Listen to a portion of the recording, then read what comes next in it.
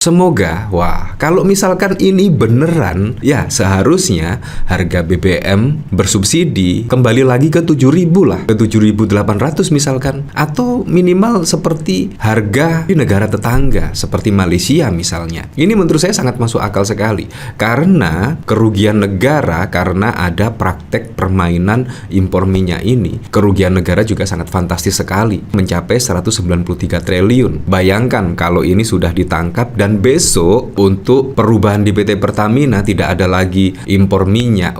Kemungkinan juga pastinya harga BBM juga sangat murah sekali. Tetapi kalau sama, ya ini berarti hanya gimmick-gimmick saja ya, hanya omon-omon saja. Kalau misalkan tidak dibarengi dengan harga BBM bersubsidi yang murah. Bapak Ibu saya kira tahu semuanya. Ada yang seneng impor dan tidak mau diganggu impornya. Baik itu minyak, baik itu LPG, ya ini mau saya ganggu. Yang saya sampaikan, kalau mengganggu acara B20, mengganggu acara B30, mengganggu tadi yang urusan DME, urusan polipropilin, hati-hati, pasti akan saya gigit orang itu.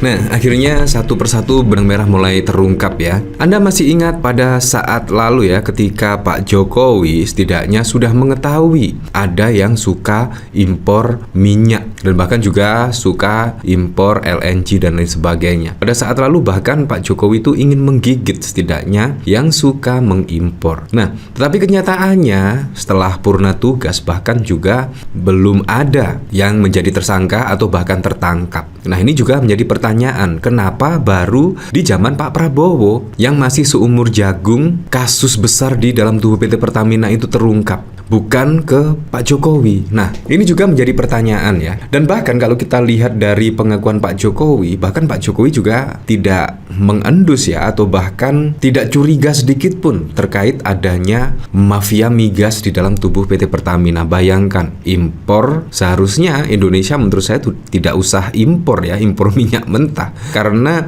banyak sumur-sumur minyak di Indonesia itu sangat banyak. Seharusnya menyerap minyak di Indonesia lah, tidak usah harus mengimpor.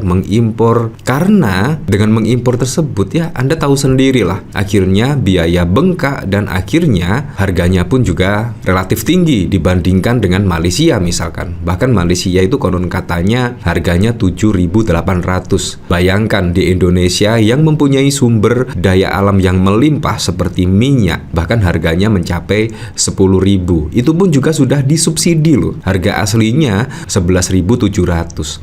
Nah, ini juga sangat mengejutkan sekali ya.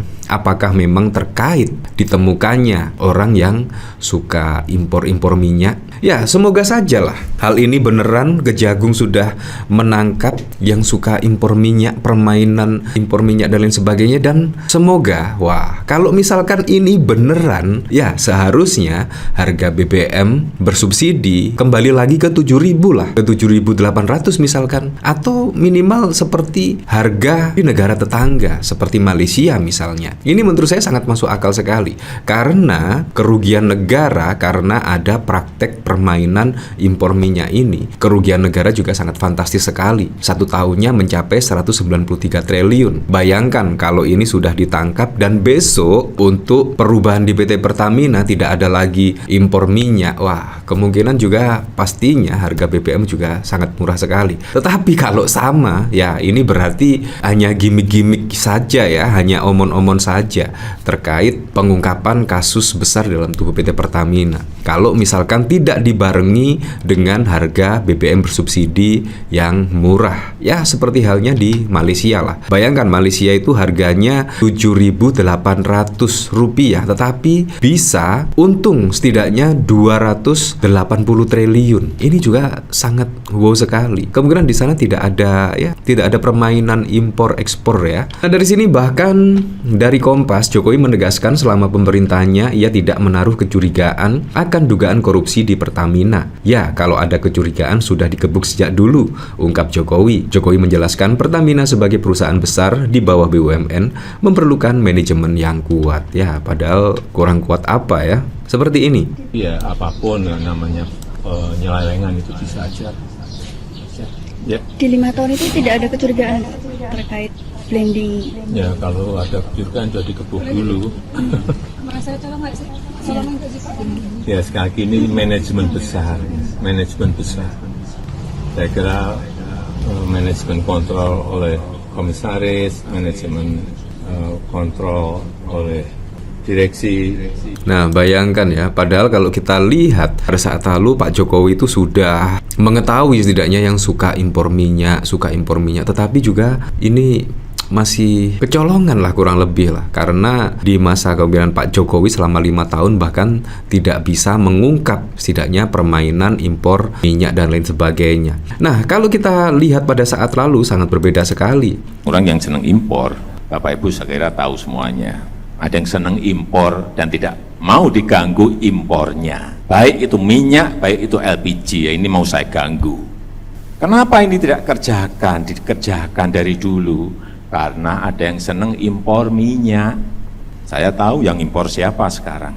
Yang saya sampaikan, kalau mengganggu acara B20, mengganggu acara B30, mengganggu tadi yang urusan DME, urusan polipropilin, hati-hati. Pasti akan saya gigit orang itu.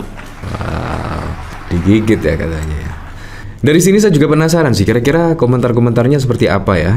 Dari Arief Puyono, justru korupsi di Pertamina yang 1.000 triliun itu aku curiga yang bongkar dan menginfokan itu Jokowi. Karena kalau di era beliau pasti dia bisa dimusuhi parpol dan koalisi parpol yang mendukung pemerintahannya. Menurut saya juga sama, saat ini juga Pak Prabowo Subianto, partai-partai yang lainnya juga banyak yang berkoalisi dengan Pak Prabowo ya. Ya, menurut saya komitmen dari Pak Prabowo sangat berbeda sekali dan kemungkinan itu sudah menjadi rahasia umum ya. Ada yang suka impor minyak. Bahkan Ahok juga sudah mengetahui konon katanya sih. Menurut saya sudah bukan rahasia umum lagi ya. Dan kemungkinan Pak Prabowo ingin tegas pemberantasan korupsi ya. Karena juga banyak APBN atau anggaran negara yang bocor seperti pada saat kampanye yang lalu. Ini dari Teh Tawar Hangat.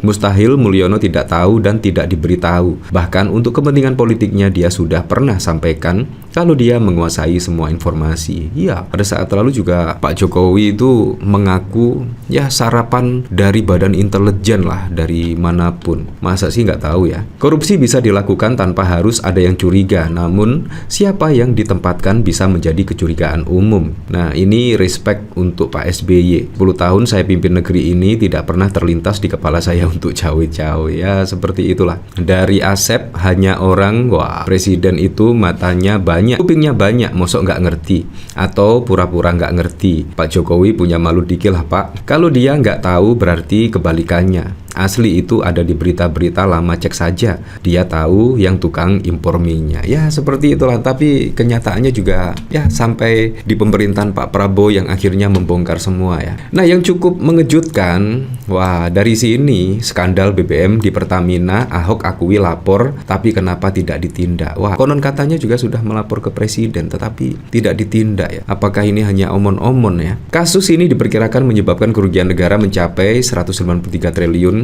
Kejadian ini berlangsung di era pemerintahan Jokowi, sehingga mustahil tidak diketahui, ujar Tony dalam keterangannya pada 6 Maret. Tony juga menyoroti peran Basuki Cahayapurnama yang menjabat sebagai komisaris utama PT Pertamina periode 2019-2024. Ia menilai Ahok tidak mungkin tidak mengetahui praktek tersebut. Seorang komisaris utama pasti tahu kalau ada dugaan pengoplosan BBM dalam skala besar seperti ini. Jika tidak tahu, ini keterlaluan. Menanggapi pernyataan Ahok yang mengaku telah melaporkan masalah ini, namun tidak mendapatkan respon, Tony menganggap alasan tersebut tidak masuk akal. Ya, semoga sajalah kalau ini saya berharap Ahok bahkan juga sudah ya menawarkan dirinya untuk diperiksa oleh Kejagung ya. Semoga saja Ahok diperiksa dan semoga saja kasus besar di dalam PT Pertamina itu bisa terungkap secara terang benderang, secara jelas dan clear ya. Supaya apa ya? Supaya mengembalikan Ya setidaknya harga keekonomian BBM Pertalite di 7.500 atau 8.000 lah, menurut saya itu sangat ideal sekali. Untuk selebihnya kita kembalikan lagi ke masyarakat menilainya seperti apa.